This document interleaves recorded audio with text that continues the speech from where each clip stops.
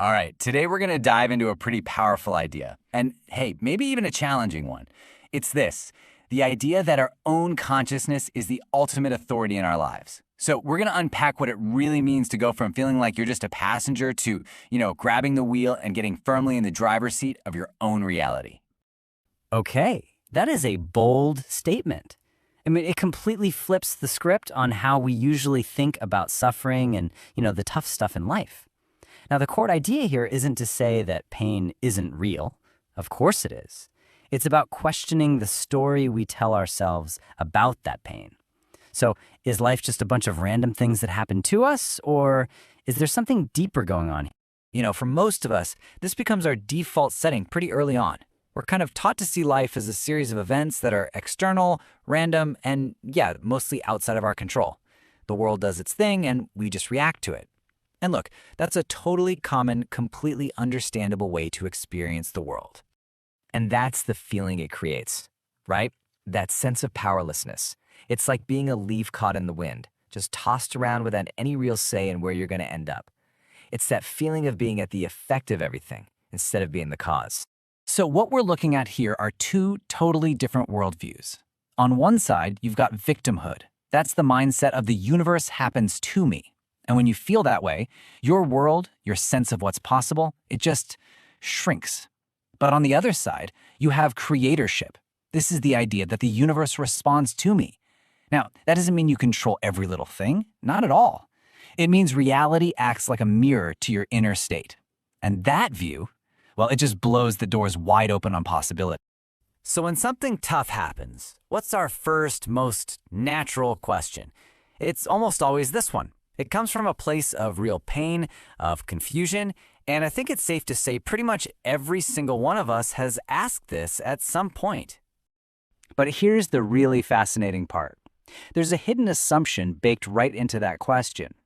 When we ask, why did this happen to me? We're automatically framing ourselves as a passive target, a victim. And again, it's a totally human thing to do. But it's a question that keeps us stuck in that powerless feeling, just like that leaf in the wind we were talking about. Okay, so this is the turning point. This is where everything can shift.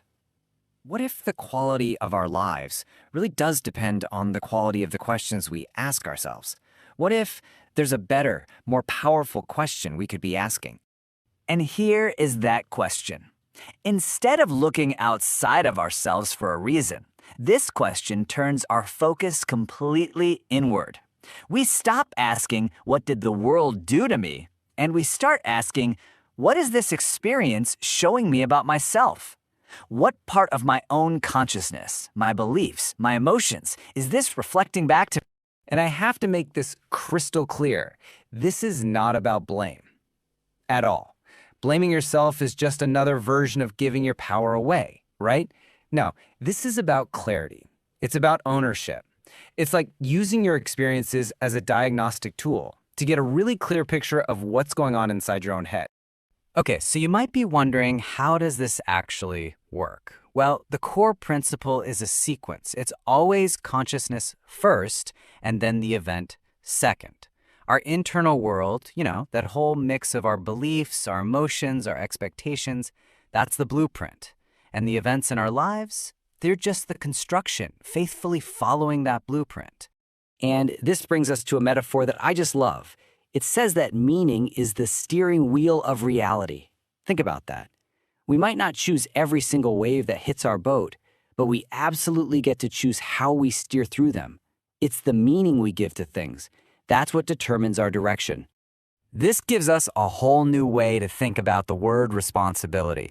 It's not this heavy, burdensome thing. If you break it down, it's our responsibility, our ability to choose our response. It's the freedom to shift the meaning of what's happening, and when you do that, you change your entire experience. And you don't need anything or anyone on the outside to change first. Okay, so what does this actually look like when the rubber meets the road? If we really adopt this mindset, how does it change how we look at life's challenges? The really tough stuff. Well, everything gets reframed. Suddenly, pain isn't a punishment, it's just feedback. It's like a warning light on your dashboard telling you something needs your attention. A challenge isn't some cruel act from the universe, it's calibration. helping you to fine-tune your frequency. And contrast, experiencing what you don't want, that's not failure. It's just clarity sharpening itself, showing you with perfect precision what you do want. It all kind of boils down to this. The universe doesn't judge. It just echoes. In this view, reality isn't personal. It's not up there deciding if you've been good or bad. It's just an impartial mirror, an echo chamber, really. It just reflects back the energy, the beliefs, the meaning that you're sending out. Now, a fair question might pop into your head here. Does this creator mindset make us less compassionate? I mean, if everyone creates their own reality, is it just their problem? Well, interestingly, this philosophy argues the exact opposite is true. And here's why. True compassion actually deepens. It shifts away from pity, which, if you think about it, assumes someone is broken and helpless. Instead, it becomes a deep recognition of their inherent power. You stop seeing broken people. You start seeing powerful creators who are just temporarily forgetting who they are. And your job isn't to fix them. It's just to hold a space for them to remember their own power. And this idea really brings it all home. The quote is, "There are only creators, exploring what happens when they believe they aren't." Wow. Think about that. It suggests that even the experience of feeling like a victim is, on some deep level, an act of creation. It's an exploration. And the experience itself just proves how powerful consciousness is, that it can create any reality it focuses on, even a reality of powerlessness. And you know what the best part is? This shift, it doesn't have to be some long, hard journey. It can literally happen in an instant. The second you remember your role as the creator and you choose to take ownership of the meaning you're giving things, the entire game changes instantly. So, it all comes back to you. This leaves us with the ultimate question. Knowing that your consciousness is the steering wheel, knowing that you have this incredible ability to choose your response, what will you create now? What will you create starting right this second? Then I want you to know that this is just the beginning. There is absolutely a path forward. You can explore all sorts of amazing pathways to discovery, like quantum healing hypnosis, hypnochanneling, guided plant medicine experiences, plus a ton of different workshops and courses.